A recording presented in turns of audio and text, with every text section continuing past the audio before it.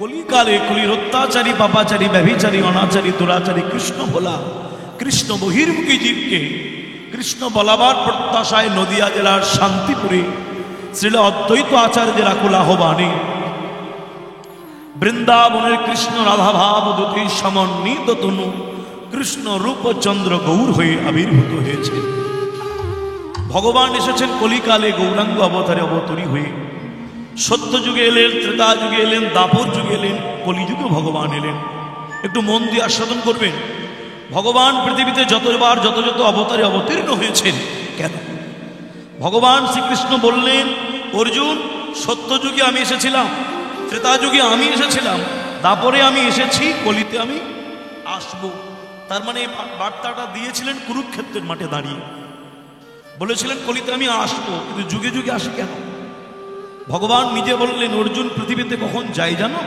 যখন ধর্ম থেকে অধর্মটা বেড়ে যায়, অধর্ম, অন্যায়, অত্যাচার, পাপাচার, অনাচার, ব্যভিচার যখন বৃদ্ধি পায়, তখন আমি ভগবান গিয়ে ধর্মকে রক্ষা করি।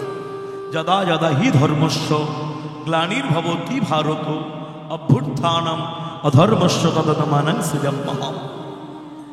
যখন যখন অধর্ম অত্যাচার বেড়ে যায়, ধর্মকে রক্ষার জন্য যুগে যুগে আমি যাই। ভগবান আবার বললেন, এই ধর্ম রক্ষা করতে গিয়ে দুটো কাজ করি।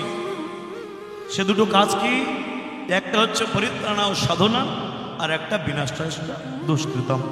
একটা সাধু দিকে ত্রাণ আর একটা দুষ্কৃতিকে বিনাশ। এই ধর্মকে স্থাপন করতে পরিত্রাণ ও সাধনাং বিনাশায়স্ত দুষ্কৃতম ধর্ম সংস্থাপনার্থায়া সম্ভব আমি যুগে যুগে। ভক্তমণ্ডলী, ভক্তিমতী মায়েরা, অদ্য রজনীতে মহতি হরি সভায় আমরা এসেছি হরি কথা সাধন করবার লাগে, বাসনা নিয়ে। বিষয়টি আমরা এই পর্যন্ত বুঝলাম। ভগবান পৃথিবীতে বারবার আসেন কেন? তার একটি কারণ ধর্মকে রক্ষা করা। আর ভগবান বললেন, ধর্ম রক্ষা করতে গিয়ে দুটো কাজ করি, একটা সাধুদের ত্রাণ আর একটা দুষ্কৃতিকে বিনাশ। একটু মিলিয়ে নিন। সত্য যুগে ভগবান কাকে মারলেন? হিরণ্যাক্ষ হিরণ্য কশিপুকে। ত্রেতা যুগে রাম হয়ে কাকে মারলেন? রাবণ কুম্ভকর্ণকে। দাপর যুগে ভগবান কাকে মারলেন? কংস শিশুপালকে। এটা কোন যুগ? শুধু কলি মনে হয় আপনাদের? ঘোর কলি যুগ। এটা শুধু কলি আমাদের বলা চলে না। এখানে ঘোর কলি যুগে ভগবান এলেন, নাম হলো শ্রীকৃষ্ণ চৈতন্যদেব। আচ্ছা, অন্যান্য অবতারে ভগবান মারলেন, আর কলিযুগে আমার চৈতন্য অবতারে গৌর হরি কাউকে মারলেন না কেন? ভগবান ভাবছেন কলির মানুষকে মারব কি? এই কলির মানুষ কিন্তু এমনিতেই মরে আছে। কেমন আছেন? বলে, আর বলিস না বাবা, যা গরম পড়েছে, আছি মোটামুটি। এই তাহলে মোটামুটি আপনি কেমন আছেন? ওই কেটে কেটে যাচ্ছে, কি করবো বাবা। ওই আপনি কেমন আছেন? বলে, ওই চলছে। আপনার খবর কি? বলে, কোনো রকম। কেউ বলছে মোটামুটি, কেউ বলে কেটে কুটে, কেউ বলে চলছে, কেউ বলে কোনোভাবে। ভালোটা কি? আমরা ভালো আছি কি? ভালো করে ভেবে দেখুন, আজকে থেকে 30-40 বছর 50 বছর আগে আপনাদের কথা, তখন মানুষের ভালো করে খাবার ছিল না, থাকার জন্য ভালো ঘরবাড়িও ছিল না। কিন্তু দেখুন, এখন সমস্ত অভাবগুলো মিটছে, কিন্তু মানুষের সব আছে, শান্তি নেই। যার জন্য ভগবান যখন আমাদের দুহাত ভরে দিচ্ছেন, গাড়ি বাড়ি টাকা পয়সা ঐশ্বর্য দিতে দিতে, ভগবান একটা বস্তু পা দিয়ে চেপে ধরলেন। মা লক্ষ্মী প্রশ্ন করলেন, প্রভু তুমি তো মানুষকে সব দিচ্ছ, ঐশ্বর্য, টাকা পয়সা, গাড়ি বাড়ি, মোবাইল, কম্পিউটার, ল্যাপটপ, সুখ সবই তো দিলে মানুষকে, তো কি এমন বস্তু যেটা মানুষকে দেবে না, তুমি পা দিয়ে চেপে ধরলে?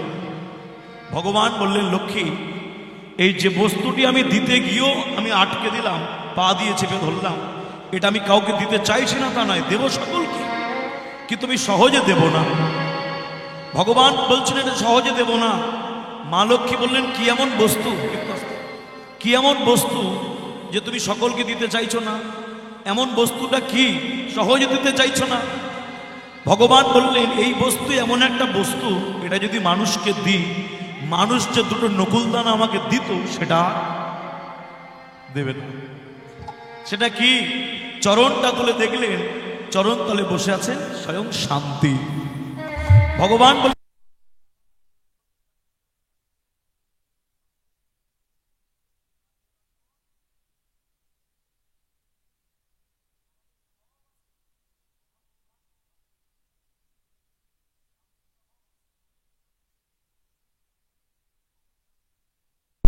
শীত গ্রীষ্ম বর্ষা কীর্তনের আয়োজন করুন, কিছু মানুষ এসে বসে থাকে, কীর্তনের দল আসার আগে তারা এসে বসে আছে। কেন? হরিনামের মধ্যে একটা আলাদা অনুভূতি, একটা আলাদা শান্তি আছে, যেটা বাড়িতে থাকলে আপনি যেটা পাবেন না, অন্তত হরিবাসনে বসে কিছুক্ষণ কাটালে মনের কিছু শান্তি আমাদের হয়। এই পরম শান্তি আছে একমাত্র হরিনামে। সেই জন্য ভগবান কলিকালে ভাবলেন, কলির মানুষের সব আছে, শান্তি নেই, আর এই শান্তি দিতে গেলে লাগবে কি? একমাত্র মধুর হরিনাম সংকীর্তন। যার জন্য লক্ষ্য করুন, এ জগতের রোগ ব্যাধি হলে এ জগতের ব্যাধি দূরে যায়, এ জগতের ওষুধে ডাক্তারখানা মেডিসিন দোকানে গেলে, কিন্তু এমন কিছু রোগ আমাদের আছে এ জগতের কোনো ওষুধে কাজ হবে না। সে যন্ত্রণা কি? ত্রিতাপ যন্ত্রণা, আধ্যাত্মিক, আদি ভৌতিক, আদি দৈবিক। এই ত্রিতাপ জ্বালা থেকে মুক্তি যদি পেতে চাও, তাহলে প্রেমানন্দে একবার হরি গুণগান গাও। নিতাই গৌর প্রেমানন্দে। যেটা ভগবান নিজে এসে হাতে ধরে পায়ে ধরে যেচে সেধে মানুষের দ্বারে দ্বারে দিয়ে গেলেন। তোমরা বলো, তোমরা লও, তোমরা ধরো, হরি নাম ছাড়া গতি মুক্তির পথ নাই। যার জন্য বৈষ্ণব কবি বললেন, অনেক অবতার দেখেছ, কিন্তু গোরার মতো কোনো অবতার কোনো হয়নি, হবার নয়। শ্রেষ্ঠ অবতার যত অবতারের মধ্যে আমার গৌরাঙ্গ শ্রেষ্ঠ অবতার। ও যে অবতার, অবতার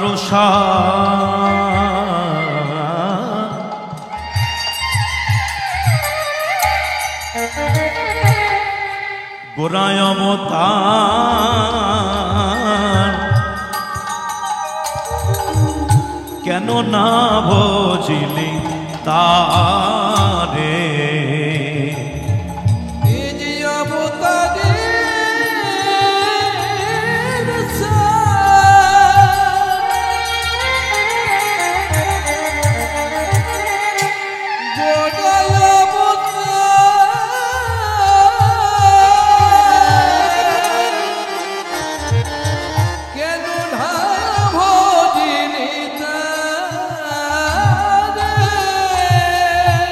যে অবতার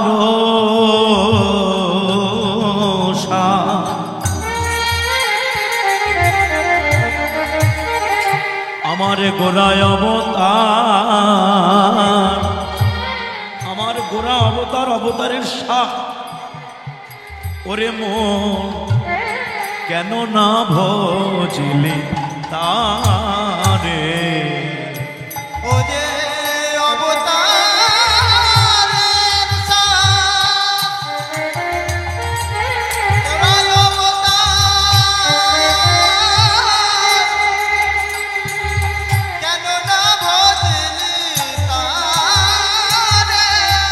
করি নিরেবাস, নিরেবাস গেল না পিয়া। ও গো করি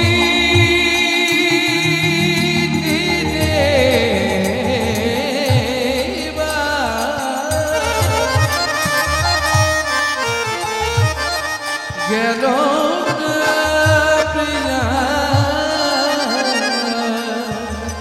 ভক্তমন্ডলী, ভক্তিমতী মায়েরা বলছেন, মহাজন করি নিরেবাস। নির মানে কি গো?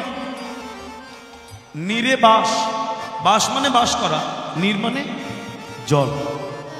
আমরা নির মানে অনেকে বলি পাখির বাসা, সেটা দন্তেন্য দীর্ঘইকার ডয়শূন্য র নির, একটা দন্তেন্য দীর্ঘইকা বয়শূন্য র নির, নির। করি নিরেবাস মানে জলে বাস করছি, কিন্তু গেল না পিয়াস। পিয়াস মানে পিপাসা, জলে বাস করেও পিপাসা যাচ্ছে না, তার মানে দুর্ভাগ্য, দোষ কার? সে তো আপন কর্ম, নিজের কর্ম, সে তো আপন কর্ম ফেরে, আপন কর্ম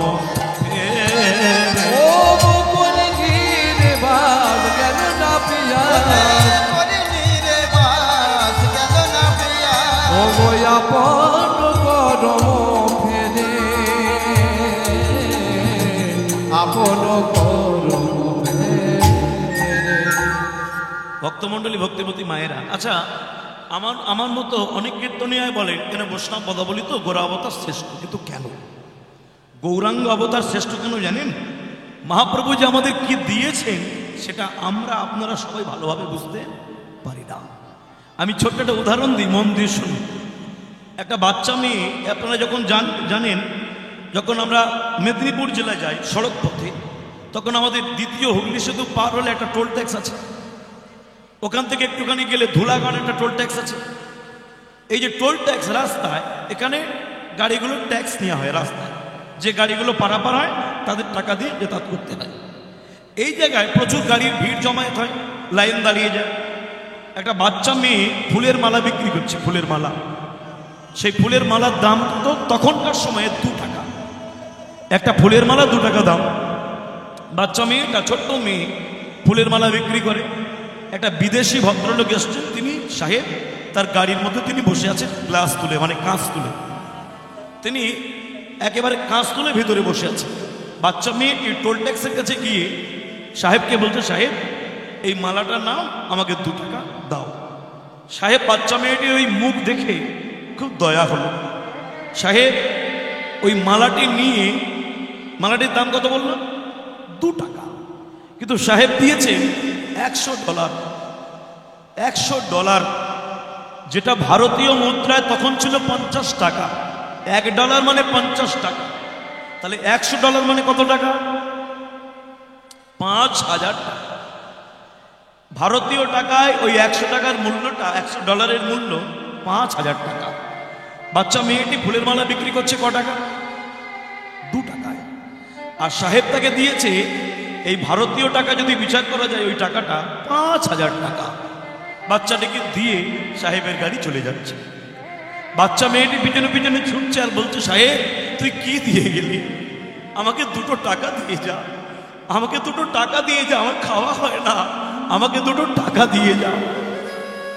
যেমন বাচ্চা মেয়েটা জানে না সাহেব তাকে কি দিয়েছে, 2 টাকার চেয়ে কত বড় মূল্যবান বস্তু সাহেব দিয়েছে, সে বাচ্চা মেয়েটা তার জানার মতো সেই জ্ঞান হয়নি। সে জানে না সাহেব তাকে কত গুণ বেশি টাকা দিয়েছে। 2 টাকার মালার জায়গায় 5000 টাকা দিয়ে গেছে, সেটা বাচ্চা মেয়েটা বুঝতে পারছে না। ছুটছে, সাহেব তুই কি দিলি?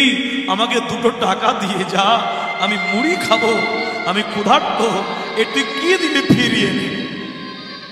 বাচ্চা মেয়েটা যেমন জানে না সাহেব কি দিয়ে গেল, তেমনি আমরাও জানি না আমাদের মহাপ্রভু গৌরহরি আমাদের কি দিয়ে গেছে। এটা জানতে হবে কি দিয়ে গেলে। আজকে যে কীর্তন শুনছেন আপনারা, ভাবতে পারবেন না আজকে 500 বছর আগে এরকম ভাবে মানুষ জমায়েত হয়ে বসতে পারত না। কেন পারত না? সেখানে বিচার করা হতো কে ব্রাহ্মণ, কে চণ্ডাল, কে ছোট জাত, কে বড় জাত। এখানে তো বসেছেন সব গায়ে গা ঠেকিয়ে, কেউ কাউকে জাত জিজ্ঞাসা করেছে না, কিন্তু 500 বছর আগে এটা আমাদের করা হতো, কে ছোট জাত, বড় জাত। আমি ইউটিউবের সামনে বলছি, আমি আর নামটা বলবো না, ঝাড়খণ্ডে আমি গানে গেছি, আমার নিজের চোখে দেখা ঝাড়খণ্ড, আমি জায়গার নামটা বলছি না, আমার নিজের চোখে দেখা মাত্র 7-8 বছর আগেকার ঘটনা। একটা মানুষকে রাখা হয়েছিল আমাদের দেখভাল করার জন্য। কেন ওদিকে গানে গেলে, কীর্তনে গেলে এক একজন কীর্তনিয়া কম করে 4 দিন গান গায়।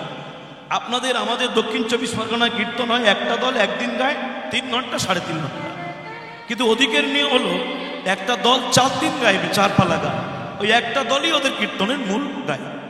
আর ওদিকে কীর্তনিয়াদের বলা হয় মূল গায়েন। তা শুনুন, যে 4 দিন আমরা ছিলাম, আমাদের দেখভাল করার জন্য যে ব্যক্তিটি ছিলেন, একেবারে না হলো 70 বছরের কাছে বয়স্ক মানুষ। আমরা দোতলা থেকে গেলে তিনি জলপান করে দিচ্ছেন, জলপান, তেল দিচ্ছেন, টিফিন এনে দিচ্ছেন, খাবার জোগাড় করে দিচ্ছেন, সবই দিচ্ছেন। তো দ্বিতীয় দিন যখন আমরা বললাম ভদ্রলোককে, যখন টিফিন দিচ্ছিলেন, যে বাবু আপনি আমাদের সঙ্গে তো মুড়ি বেশি হচ্ছে, মুড়িটা খান, টিফিন খান। উনি আমাকে বললেন কি জানেন? উনি আমায় বললেন, বাবা আমি যদি তোমাদের সঙ্গে খাই তাহলে এই গ্রাম থেকে আমাকে তাড়া করবে। কি বুঝলেন? উনি বললেন আমি ছোট জাত, আমি এগুলো আপনাদের সেবা করতে পারি, দাসত্ব স্বীকার করতে পারি, কিন্তু আপনাদের সঙ্গে একসঙ্গে বসে খেতে পারবো না। বিশ্বাস করুন, আমি মহাপ্রভুর সামনে দাঁড়িয়ে বলছি, আমার নিজের চোখে দেখা সেই মানুষটি, দরিদ্র মানুষটি, তিনি তো খেলেন না। আমরা টিফিন করবার পর কিছুক্ষণ পরে যখন স্নান করতে যাচ্ছি, আমি দেখলাম নিজের চোখে সেই বয়স্ক মানুষটি গোয়াল ঘরে বসে বসে খাচ্ছে। আমি তাকে ডেকে বললাম যে আপনি কালকে থেকে আমাদের দেবেন না কিছু, আপনার যে পারিশ্রমিক ওরা দেবে বলেছে ওটা আমি দিয়ে যাব। যে পারিশ্রমিক ওরা আপনাকে দেবে 4 দিনের জন্য, ওটা আমি আপনাকে দিয়ে যাব। আপনি আমাদের আর কোনো সেবা করতে আসবেন না। যদি একসঙ্গে খেতে পারেন খাবেন, নাহলে আসবেন। ভাবতে পারছেন? এখনো পর্যন্ত তো জাতিগত ভেদাভেদ, জাতপাতের ভেদাভেদ আছে। তাহলে 500 বছর আগে কি ছিল ভাবতে পারেন? ব্রাহ্মণ চণ্ডাল, ব্রাহ্মণ ছোট জাত। আপনারা বিশ্বাস করবেন কিনা জানি না, এখনো ওইদিকে গানে গেলে, এখনো কীর্তনিয়ারা গাড়ি থেকে নামলে, ভালো করে শুনে নিন, এগুলো আপনারা জানেন না। কীর্তন শুনবেন, লীলা আমি গাইব, এগুলো একটু জানার দরকার। কীর্তনিয়ারা গাড়ি থেকে নামলে পরিচয় হয়, নাম জিজ্ঞাসা করে, নাম জিজ্ঞাসা করার পরে বলে কীর্তনিয়া কি জাত। কোনোদিন বলেছেন আপনারা? আপনাদের আসলে এত কীর্তনিয়া আসে, কোনোদিন বলেছেন গায়কটা কি জাত? এখনো জিজ্ঞাসা করা হয় কীর্তনিয়া কি জাত। ভাবতে পারছেন? যদি ব্রাহ্মণ হয় তাহলে আপনার সম্মানের শেষ নেই, আর যদি ব্রাহ্মণ না হয় তাহলে সম্মানটা সেইভাবে। ভাবতে পারছেন? এখনো জাতিগত ভেদাভেদ রয়েছে। এই জাতিগত ভেদাভেদ আজকে থেকে 500 বছর আগে চরম শিখরে ছিল। মানুষ মানুষকে দেখলে ঘৃণা করত। এদিকে দেখুন, ছোট জাত কোমরে ঘট বেঁধে ঘুরতো। ঘট কেন? থুতুটা কোথায় ফেলবে? তুমি ছোট জাত, তোমার থুতু আমি বাড়াবো? আমি উচ্চ শ্রেণী ব্রাহ্মণ, উঁচু জাত, তাই থুতু যদি ফেলতে হয় তোমার ঘটে থুতু ফেলো। ব্রাহ্মণ রাস্তা দিয়ে গেলে ছোট জাতেরা রাস্তা থেকে নেমে দাঁড়াতো, ছায়াটা যেন ব্রাহ্মণের গায়ে না লাগে। সেই সময়কার দিনে আমার গৌর হরি মহাপ্রভু ওই সেদিনকার ছেলেটা, 500 বছর আগেকার ছেলেটা মানব শিশু হয়ে ভগবান হয়ে গেল কেন? মানুষের ছেলে হয়ে তিনি ভগবান বলে পুজো পাচ্ছে কেন ওখানে দাঁড়িয়ে? কি মহাপ্রভু তো মানুষ, তিনি ওখানে দাঁড়িয়ে পুজো পাচ্ছেন কেন? তিনি এমন কিছু করে গেলেন মানব জাতির জন্য, তাকে চিরকাল পুজো করতে হবে। তিনি বললেন, শোনো, আমি ব্রাহ্মণে সবাইকে বলছি, মুচি হয়ে শুচি হয় যদি কৃষ্ণ ভজে, আর ব্রাহ্মণ হয়েও চণ্ডাল হয় যদি কৃষ্ণ তেজে। তার পরবর্তীকালে চৈতন্য চরিতামৃতে কৃষ্ণদাস কবিরাজ গোস্বামীপাদ বললেন, চণ্ডাল হবি তেজশ্রেষ্ঠ হরিভক্তি পরায়ণা। ভাবতে পারছেন? মহাপ্রভু উঁচু নিচু, ব্রাহ্মণ, ছোট জাত, বড় জাত, সকলকে কোল দিলেন, দিয়ে বললেন, ভাই আমাদের একটাই পরিচয়, আমরা মানুষ, আমরা কৃষ্ণের দাস। আমরা কৃষ্ণের দাস, এটাই আমাদের পরিচয়। আমরা কেউ বড় নয়, কেউ ছোট নয়। তাহলে আজকে যে কীর্তন শুনছেন একত্রে, এই যে পাড়ায় একসঙ্গে চলাফেরা করছেন এত আনন্দে মিলেমিশে, এটা কার অবদান? আমার চৈতন্য মহাপ্রভুর অবদান। আমি আর অনেক কথা বলবো, একটা শুধু ছোট্ট করে বুঝিয়ে দিলাম যে মহাপ্রভু আমাদের কি দিয়েছেন, যার জন্য বৈষ্ণব কবি বললেন, এহেন গৌরাঙ্গ অবতার শ্রেষ্ঠ অবতার, কাছে পেয়েও তাকে চিনতে আমরা পারলাম না। করিনি রে বাস, গেল না পিয়াস, ও গো করি রে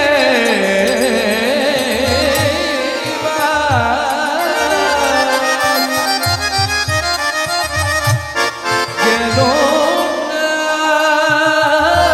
পিয়াস।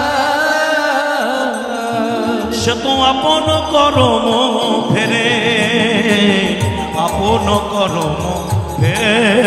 আমার করিনি রে বাস, গেল না পিয়াস। ও গো করিনি রে বাস, গেল না পিয়াস। আপন করম ফেরে, আপন করম ফেরে। হরে কৃষ্ণ। সেই মহাপ্রভুকে আনলেন কেটে কেটে কে? তিনি হচ্ছেন শ্রী অদ্বৈত আচার্য। স্বয়ং শিব কলিযুগে এসে অদ্বৈত হয়ে মহাপ্রভুকে ডেকে ডেকে আনলেন। আচ্ছা, আমি যে কথাগুলো বলছি আপনাদের বুঝতে কোনো অসুবিধা হচ্ছে? মায়েরা সকলে পরিষ্কার পরিচ্ছন্ন বুঝতে পারছেন? এবার মহাপ্রভু যে ভগবান, তার তো একটা প্রমাণ দিতে হবে। অনেক প্রমাণ আছে, আমি ছোট্ট একটা প্রমাণ দিচ্ছি, ছোট্ট প্রমাণ। তৎকালীন দিনে নবদ্বীপের মাঝে পণ্ডিতদের বাস, নবদ্বীপে থাকতো পণ্ডিতদের বাস। প্রমাণ কি জানেন? মহাপ্রভুর পিতা নাম কি? আপনারা বহুদিন কীর্তন শুনছেন, জানেন সকলে। আমার গৌরাঙ্গ মহাপ্রভুর বাবার নাম কি? জগন্নাথ মিশ্র। এই জগন্নাথ মিশ্রের আদি বাড়ি কোথায় জানি? মহাপ্রভুর পিতা মানে জগন্নাথ মিশ্রের আদি বাড়ি হচ্ছে বাংলাদেশ, শ্রীহট্ট। উনি ওখান থেকে চলে এলেন, তখন তো ভারত বাংলা এক ছিল, অর্থাৎ সেটা তখনই ভারতে ছিল, ওটা পূর্ববঙ্গ, কিন্তু তখন বাংলাদেশ ছিল না, ওটা পূর্ববঙ্গ, ওটা ভারতের মধ্যে। সেই সময়কার তিনি মহাপ্রভুর ঠাকুমা মানে মহাপ্রভুর বাবার বাবা বলেছিল, জগন্নাথ লেখাপড়ার জন্য উপযুক্ত স্থান মানে লেখাপড়া শেখা, অধ্যাপনা করা, মানুষকে শিক্ষা দেওয়ার একটা ভালো স্থান, সেটা হচ্ছে বাংলায় নবদ্বীপ। তাই তুমি নবদ্বীপে যাও। লক্ষ্য রাখুন, শ্রীহট্ট জেলা ছেড়ে তিনি চলে এলেন নবদ্বীপে, নদিয়া জেলা। এসে তিনি পড়াশোনা করতেন। তাহলে কাজে বুঝতে পারছেন, নবদ্বীপ হচ্ছে একটা পণ্ডিতদের আখড়া, পণ্ডিতদের বাস, টোলে পড়াশোনা হতো। খুব মন দিয়ে শুনবেন এই জায়গাটা আমার কথা। সেই সময়কার তিনি নবদ্বীপে বড় বড় পণ্ডিত ছিল। আর এই পণ্ডিতদের সময়কালীন এক বড় পণ্ডিত এসেছিলেন, তার নাম ছিল কেশব কাশ্মীরি। কেশব কাশ্মীরি বিশ্বের পণ্ডিত। কেন জানেন? আপনারা শুনলে চমকে উঠবেন। তার সাধনায় তার মা সরস্বতী তার কণ্ঠে বসে থাকত, মা সরস্বতী তার কণ্ঠে বসে থাকত। তাই জন্য তাকে কেউ পরাজিত, শাস্ত্র পাণ্ডিত্যে কেউ পরাজিত করতে পারত না। এত বড় পণ্ডিত ছিলেন। সে যা বলতো সেটা শ্লোক হয়ে যেত। কিন্তু মানুষের যখন জ্ঞান পাণ্ডিত্য একটু বেড়ে যায়, তখন সে ধরাকে সরা ভাবে। একটু বেশি বই পড়া হয়ে গেলে সে সকলকে চ্যালেঞ্জ করে বেড়ায়। সে মনে করে আমার মতো হুনহার জগতে নেই। দু একজন আছেন আমাদের মধ্যে, একটু বেশি বই যদি পড়ে সে মনে করে আমি যা জানি আর কেউ জানে না, আমারগুলো ঠিক সব ভুল। তো তিনি এই মা সরস্বতী কৃপা পেয়ে এত বিদ্বান হয়েছিলেন, নবদ্বীপের মাঝে এসে পণ্ডিতদেরকে বললেন, আমার সঙ্গে তর্ক যুদ্ধ করো, শাস্ত্র যুদ্ধ করো, কে আছো? ন্যায়রত্ন, বিদ্যানিধি, তর্কলঙ্কা, বড় বড় পণ্ডিত সবাই ঘরে দরজা দিল ভয়ে। কেন? যে সারা পৃথিবীর সবাইকে হারিয়ে দেয়, তার কাছে আমরা কেউ পারবো না। আচ্ছা বলুন, এই নবদ্বীপে যদি কেউ না তার সামনে যায়, তাহলে নবদ্বীপে সবাই ছোট হয়ে যাবে। তাই পণ্ডিতরা যুক্তি করলে, তুই যাবি, তুই যাবি, তুই যাবি, কেউ কেউ কেউ যাবি না পণ্ডিতের সামনে? তখন একজন বলে, আরে ভাই, আমরা এই বুড়ো বয়সে মান সম্মান খাবো? আমরা নবদ্বীপের বড় পণ্ডিত, যদি হেরে যাই, এক কাজ কর, ওই কচি ছেলেটার পাঠিয়ে দে। কচি ছেলে মানে বাচ্চাটার পাঠিয়ে দে। হেরে গেলে ও যাবে, লোকের কাছে বলে বেড়াও, বাচ্চা ছেলে কি হবে, হেরে গেছে। বাচ্চা মানে কে? কিন্তু যে বাচ্চা কি চৌবাচ্চা, পণ্ডিতরা তো জানে না। মহাপ্রভুকে ডেকে বললো, নিমাই, তোমার বিদ্যান, তোমার বিদ্যা, তোমার পাণ্ডিত্য একটু নাম ছড়িয়েছে, তাই কেশব কাশ্মীরির সঙ্গে তুমি পাণ্ডিত্য দেখাবে, তুমি শাস্ত্র তর্ক যুদ্ধে যাবে। মহাপ্রভু ছোট ছোট ছেলেদের নিয়ে কীর্তন করে, ছোট্ট ছেলে নিমাই, 12-13 বছরের ছেলে, একটা ছোট ছেলে। মহাপ্রভুর সামনে গিয়ে কেশব কাশ্মীরি বললো, ও নিমাই, তুমি আমার সঙ্গে পাণ্ডিত্য তর্কযুদ্ধ করবে, শাস্ত্রযুদ্ধ করবে? কি গো, তুমি কি করবে? তোমার বয়োজ্যেষ্ঠ বাড়িতে কেউ থাকলে পাঠিয়ে দাও। কেন? আমি যতদিন গ্রন্থ অধ্যয়ন করছি, তোমার বাবারও তখন জন্ম হয়নি।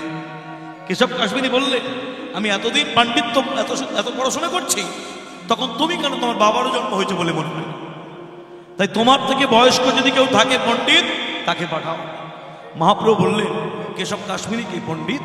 দেখুন, লক্ষ্য করুন, ভালো করে মন দিয়ে শুনবেন, কি মজার ঘটনা।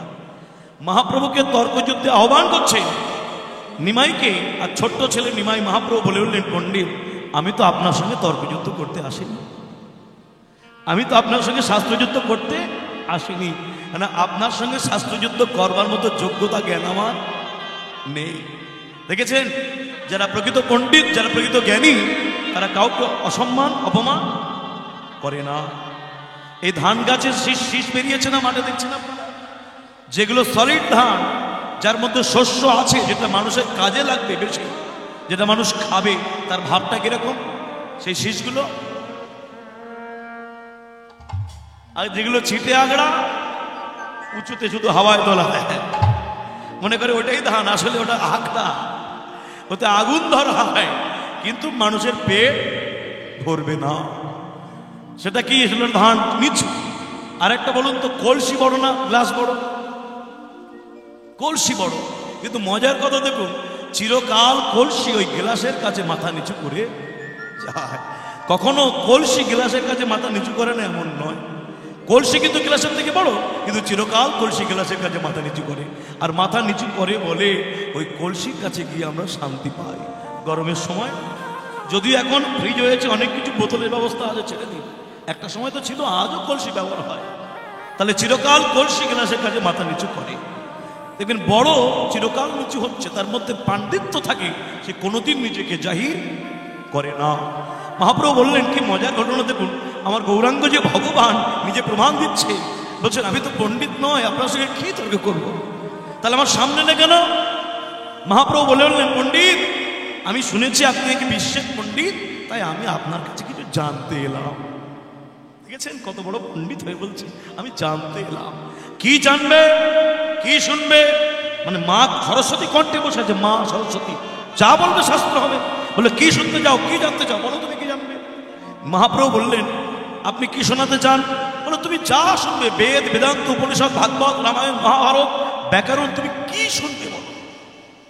মহাপ্রভু বললেন এত কিছু নেবার মতো জ্ঞান আমার নেই, আপনি এক কাজ করুন, এই গঙ্গার তীরে বসে আছি, সুরধ্বনি গঙ্গার মাহাত্ম একটু বলুন, গঙ্গার মাহাত্ম বলুন। বলো গঙ্গার মাহাত্ম শুনবে? বেদ, বেদান্ত, উপনিষদ, ব্যাকরণ ছেড়ে, ন্যায়, শাস্ত্র, দর্শন ছেড়ে তুমি গঙ্গার মাহাত্ম শুনবে? নাও শোনো। ঝড়ের মতো 100টা শ্লোক বললেন। কতগুলো শ্লোক? 100টি শ্লোক বললেন ঝড়ের মতো। মা সরস্বতী বসে আছে কণ্ঠে, সংস্কৃত তার মুখস্থ, যা বলে শ্লোক 100খানা শ্লোক বলে বলো নিমা, মাথায় ঢুকলো? কিছু বুঝতে পেরেছ? মহাপ্রভু করে জোরে বললেন পণ্ডিত একটা কথা বলবো কি, আপনার এই 49তম শ্লোকটা ভুল হয়ে গেছে। কি বললে তুমি? আবার নাম্বারিং করে বলছে, বলে ঝড়ের মতো শ্লোক বললাম, তুমি গুনলে কখন? আর কি ভুল? মহাপ্রভু বিস্তারিত ব্যাখ্যা করে ভুলটা ধরিয়ে দিলেন। যখন কেশব কাশ্মীরীকে ভুলটা ধরিয়ে দিলেন, বিশ্বের পণ্ডিত ওইটুকু বাচ্চার কাছে অপমানিত হয়ে, পরাজিত হয়ে, লজ্জায় অসম্মানে মাথা নিচু করে হেঁট করে পালিয়ে গেলেন। আচ্ছা এবার বলুন, যিনি মানি ব্যক্তি, যার সম্মানবোধ আছে, তিনি যদি মানুষের কাছে অসম্মানিত হয় তার কিরকম হয় লক্ষ্য রাখুন। রাত্রিবেলায় গিয়ে মাকে ডেকে বলছে, মা, মাকে বলছে মা, তুই থাকা সত্ত্বেও আমি তোর ছেলে আজ পর্যন্ত কারো কাছে পরাজিত হইনি, আর ওইটুকু ছেলের কাছে হেরে গেলাম, আমার মান সম্মান চলে গেল। তুই যখন কিছু করলি না, আমি আগামীকাল সূর্য উদয়ের মুখ আর কাউকে দেখাবো না। আসলে এখানে কি বুঝলেন? যিনি সম্মানী ব্যক্তি, যার সম্মান বোধ আছে, তাকে যদি কেউ, সে যদি অসম্মানিত একটু হয়, সে মুখ আর দেখাতে চায় না। ঠিক বলছি না ভুল বলছি? যার সম্মান বোধ থাকে। অনেক লোক দেখবেন হয়তো কোনো কিছু ভুল কাজ করে ফেলেছে, সম্মান চলে গেছে, দেখবেন সে লোকটা সুসাইড করে, কারণ সম্মান চলে গেছে, মানিজ্যতের ভয়, মান সম্মানের খাতিরে। ভুল বলছি না ঠিক বলছি? কিন্তু দেখবেন আবার কিছু কিছু লোক আছে নির্লজ্জ, বেহায়া, তাদের মান সম্মানের ভয় নেই। যদি 5 জন লোকের সামনে গেঞ্জি ধরেও ছুট করায়, তবু তাদের মান সম্মানের ইজ্জতের ভয় থাকে না।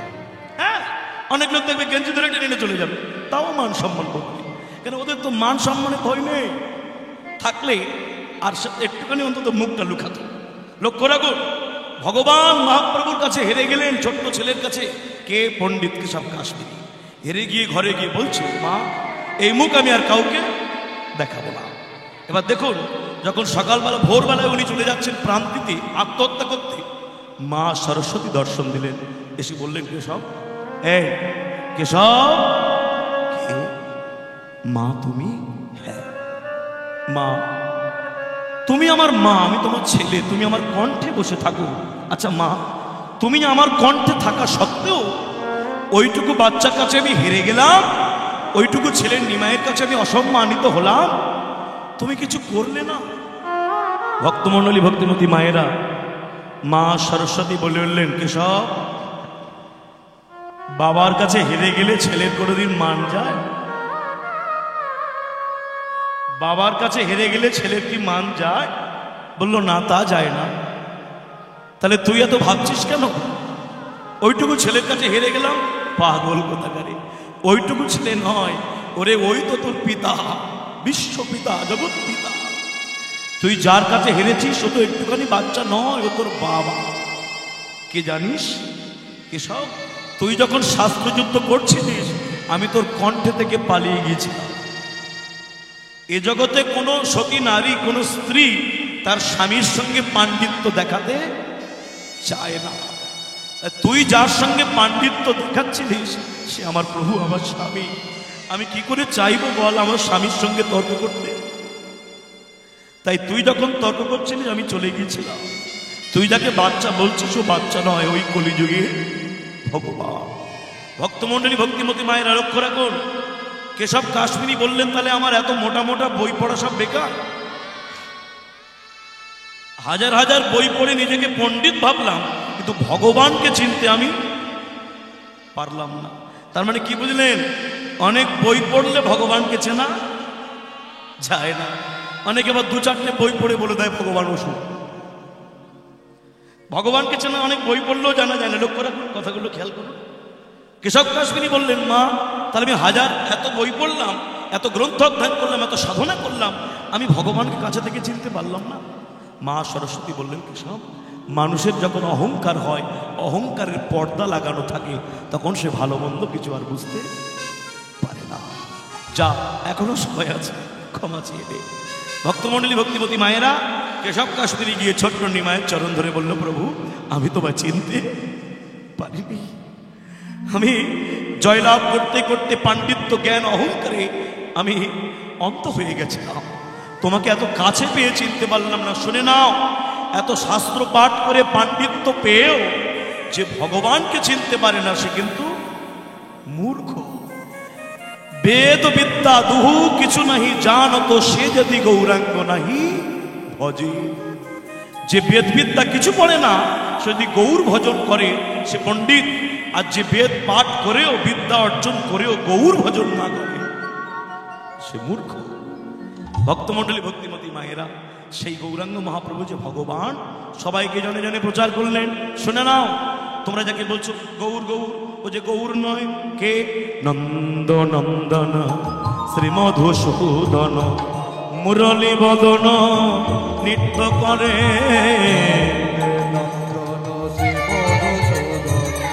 মুরলী বদন নৃত্য করে।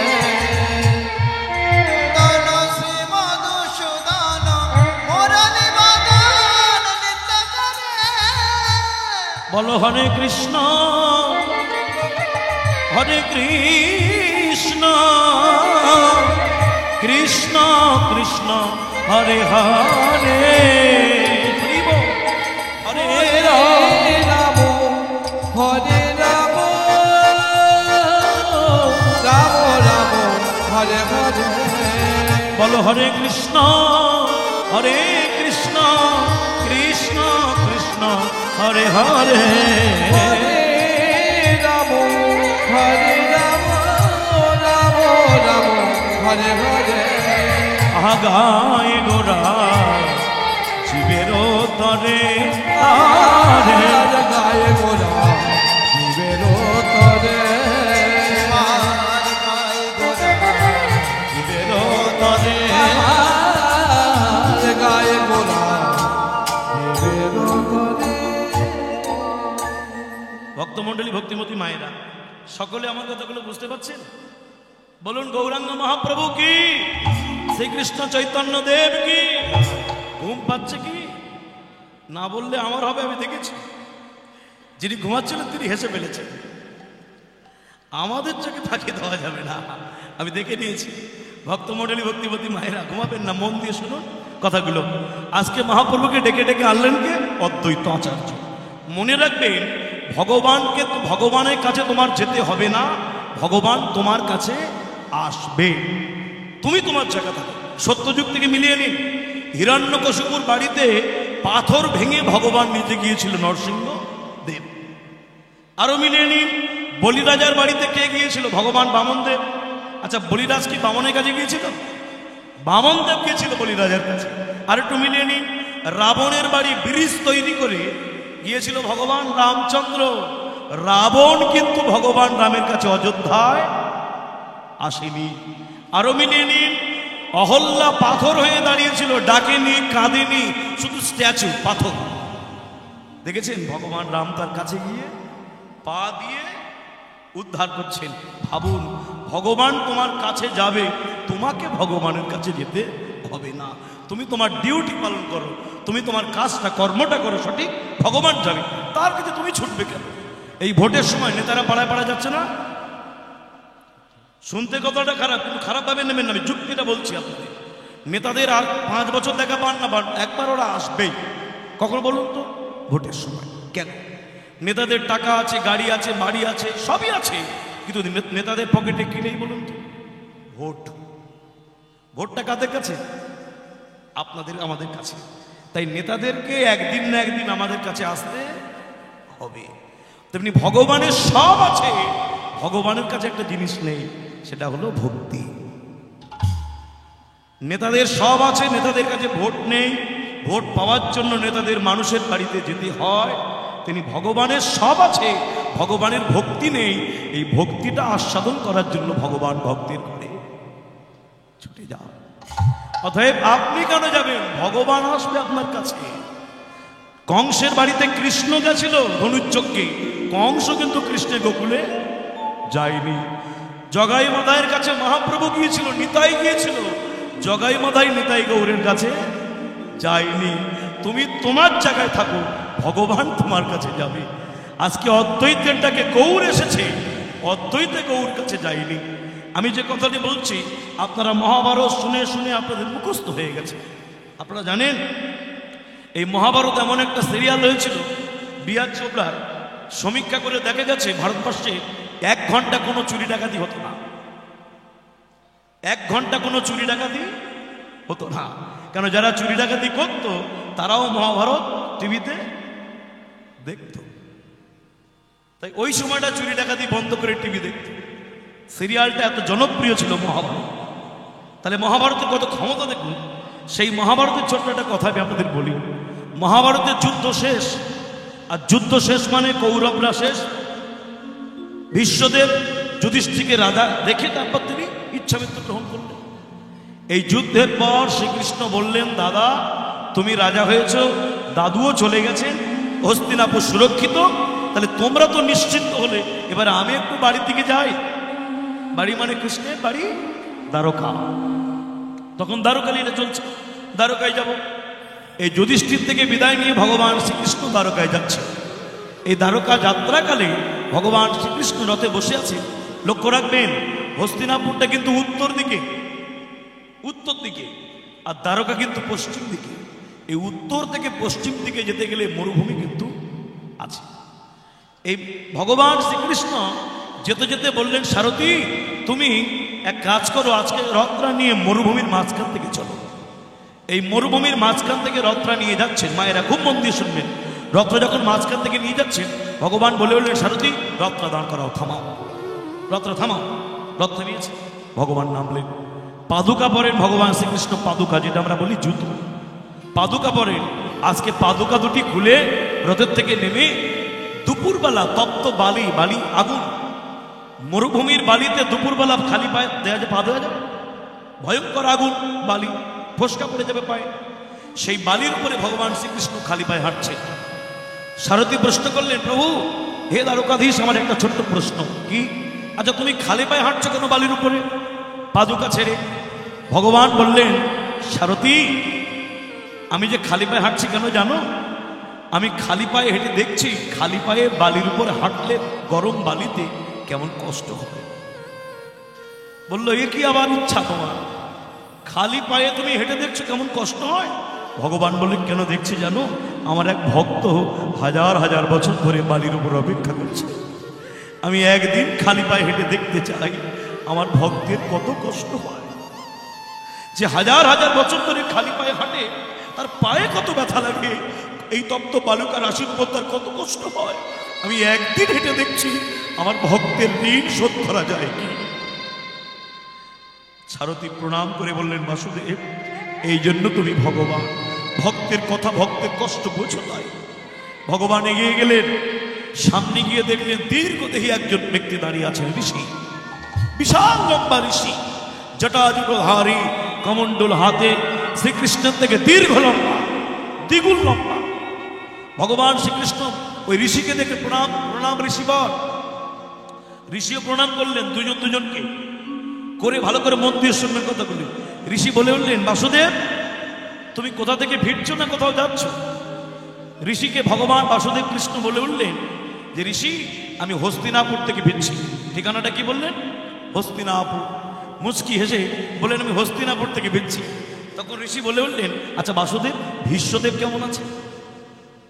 আচ্ছা ভীষ্মদেব বেঁচে আছে? আমি একটু আগে বললাম যুদ্ধের পরে যুধিষ্ঠির রাজা হয়েছে, ভীষ্মদেব চলে গেছে। এই ঋষি কিন্তু জানে না যুদ্ধের কথা, ঋষি কিন্তু জানে না ভীষ্ম আছে না গেছে। বললেন পিতামহ ভীষ্মদেব কেমন আছে? ভগবান চুপচাপ দাঁড়িয়ে আছে। হ্যাঁ গো, দুর্যোধন কি ভদ্রসভ্য হয়েছে? একটু ভালো আছে, সে কেমন আছে? বলে ঋষি দ্রোণাচার্য, মানে গুরু, যিনি অস্ত্রগুরু দ্রোণাচার্য, তিনি কেমন আছেন? অর্জুন, ভীম, নকুল, সহদেব, যুধিষ্ঠির কেমন আছে?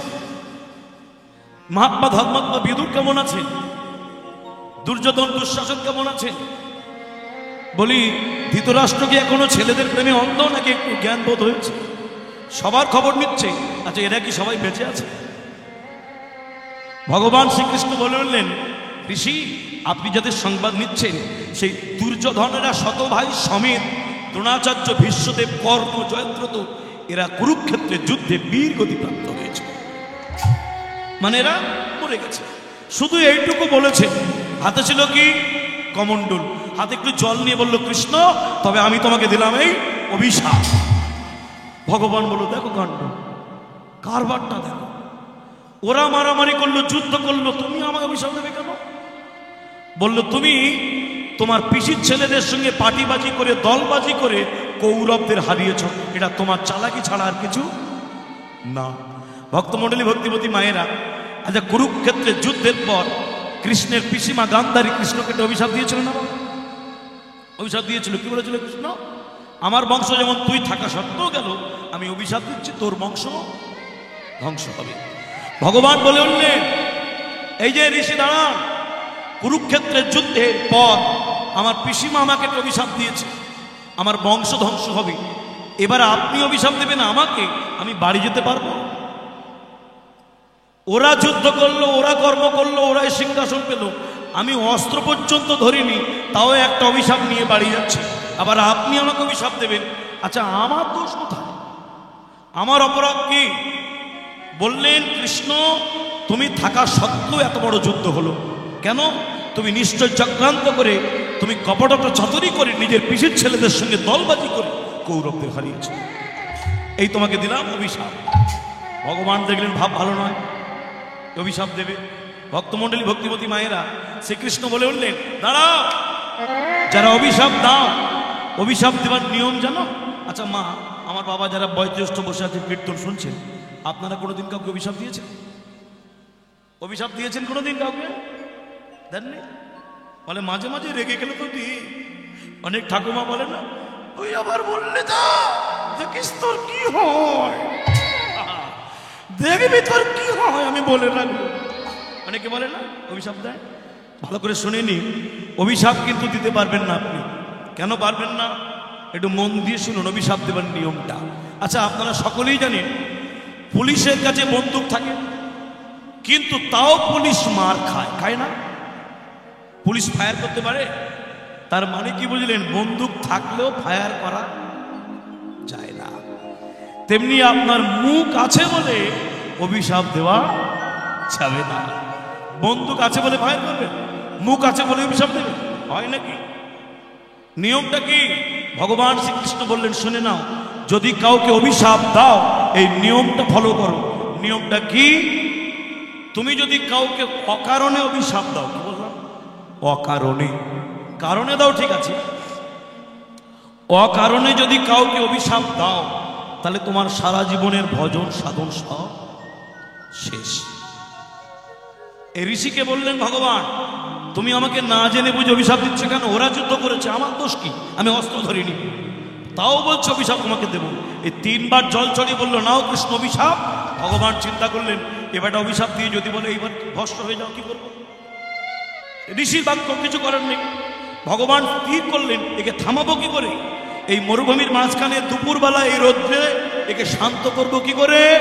ওই মরুভূমিতে ভগবান একলা একলা ভক্তকে কি করলেন, বিশ্বম্ভর রূপ ধারণ করে দেখালেন। মানে তুমি যে কাকে অভিশাপটা দিচ্ছ একবার তাকে দেখো সে কে। মানে অভিশাপ দেবে তো না, হলো শুধু বিশ্বম্ভর রূপ দর্শন করালেন। একটু আগে আমি বলছিলাম কৃষ্ণ ছিল ছোট দাপর যুগ, আর যে ঋষি ছিল সত্যযুগের মানুষ, সত্যযুগ অনেক বেশি লম্বা। এতক্ষণ কৃষ্ণ উঁচু হয়ে বলছিল অভিশাপ দিও না। এইবার ঋষি দেখছে কৃষ্ণ কোমর পর্যন্ত ছিল, সেবাটা উঁচু হয়ে এমন রূপ ধারণ করেছে। ঋষি উপর দিকে চেয়ে বলছে, বাসুদেব আমি তোমায় চিনতে পারিনি, আমার অপরাধ ক্ষমা করো। লক্ষ্য রাখুন বিশ্বরূপ দর্শন করছেন, কি দেখলেন, এক মুখে আগুন ঝরছে, এক মুখে জল বেরোচ্ছে, এক মুখে ঝড় বাতাস বেরোচ্ছে, এক মুখে বজ্র বেরোচ্ছে, এক মুখে রক্তপাত হচ্ছে। আর কি দেখলেন, এই ঋষি যার কথা বলছি ঋষির নাম কি, ইনি হচ্ছেন মহাভারতের শেষে মহাঋষি উতঙ্ক। এই উতঙ্ক ঋষি দেখলেন আমি যে দাঁড়িয়ে অভিশাপ দিতে গেলাম, আমি নিজে ওই কৃষ্ণের মুখের মধ্যে, বিশ্বম্ভর রূপের মুখের মধ্যে। তাহলে কাকে অভিশাপ দিচ্ছি? ব্যাস, হাতের কমণ্ডল পড়ে গেল, ক্রোধ সংবরণ হলো, নয়নে জল এলো, করহ জোরে হাঁটু গেড়ে মাটিতে বালির উপর বসে কৃষ্ণকে স্তুতি করলেন, হে গোবিন্দ, হে কৃষ্ণ করুণা সিন্ধু দীনবন্ধু জগৎপদে গোপেশ গোপিকা কান্ত রাধা কান্ত নমস্তুতে। ভগবান বললেন, উতঙ্ক তুমি আমাকে অভিশাপ দিতে এসেছ, দেখো আমি কে। তুমি অভিশাপ দিতে আসছো আমাকে, এই যুদ্ধে আমার হাত নেই, আমি নিজে স্বয়ং শান্তির দূত হয়ে গেছিলাম। ভগবান বলছেন আমি নিজে স্বয়ং শান্তির দূত হয়ে গেছিলাম, তোমার দুর্যোধন আমাকে বাদ দিয়েছিল। কোন শাস্ত্রে কোন আইনে শান্তির দূতকে বাধা হয়? যিনি দূত তাকে তো বাধা হয় না। আমাকে অপমান করছে, আমি তাও বলেছিলাম যুদ্ধ করো না, শান্তি দাও, নেয়নি। আমাকে দোষ দিচ্ছ কেন? ভক্তমণ্ডলী ভক্তিমতী মায়েরা কি মজার ঘটনা দেখুন, হাতে কমণ্ডল নিয়ে জল ছড়িয়ে অভিশাপ দিচ্ছিল, কমণ্ডল পড়ে গেল। ভগবানের চরণতলে বসে করজোরে বললেন, কৃষ্ণ আমি তোমায় চিনতে পারিনি। কথাটা কি বললেন? ভগবান আমি তোমায় চিনতে পারিনি। ভগবান মুচকি এসে বললেন, ঋষি এটা বাচ্চা ছেলের মতো কথা হলো না। বলছে কেন? বলে শুনে নাও, আজকে হাজার হাজার বছর ধরে তুমি আমার সাধনা করে তোমার চুলে জট পাকিয়ে গেল, তুমি যদি আমায় চিনতে না পারো, তাহলে যে লোকটা সারাদিন ভ্যান চালিয়ে সন্ধ্যেবেলা বাড়ি এসে রাত্রিবেলা শোবার সময় একটু হরিনাম করে, সে আমায় চিনবে কি করে? যে মানুষটা মাঠে ঘাটে চাষ করে দিনান্তে দুবার কৃষ্ণ বলে কাঁদে, সে আমায় চিনবে কি করে? তুমি যদি আমার এত বড় পণ্ডিত হয়ে, এত বড় ঋষি হয়ে তুমি যদি চিনতে না পারো, সাধারণ মানুষ তারা চিনবে কি করে? তখন ঋষি উতঙ্ক বললেন, গোবিন্দ তোমাকে তো চেনা যায় না। কেন? কে তোমায় চিনিতে পারে, তুমি না চেনালে তারে। প্রভুকে জয় গৌর হরি বল, হরি বল, হরি বল, হরি বল, হরি।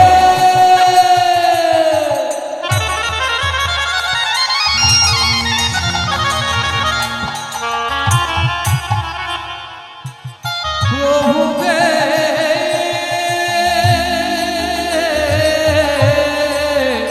হে প্রভুকে প্রভুকে বড়কে তোমায় চিনিতে পারে, তুমি না, তুমি না চেনালে তারে। বড়কে তোমায় চিনিতে পারে, তুমি না চেনালে তারে। আচ্ছা বাবা মায়েরা, এখন রাত্রি 11টা বাজে, তাই তো? সত্যি করে বলবেন আপনারা সকলে সূর্য দেখেন তো? সূর্য দেখেন তো? সূর্য দেখতে পাচ্ছেন? আমরা কিন্তু সকলে সূর্য দেখি, এখন দেখতে পাচ্ছি? কেন পাচ্ছি না? তার মানে সূর্য আমরা দেখি কখন? সূর্য আমাদের দেখা দেয় যখন। সূর্যের আলোতে সূর্য দেখা যায়, তেমনি কৃষ্ণের কৃপার আলোতে কৃষ্ণকে চেনা জানা যায়। উতঙ্ক ঋষি বললেন, গোবিন্দ আমার অন্তর বাহিরে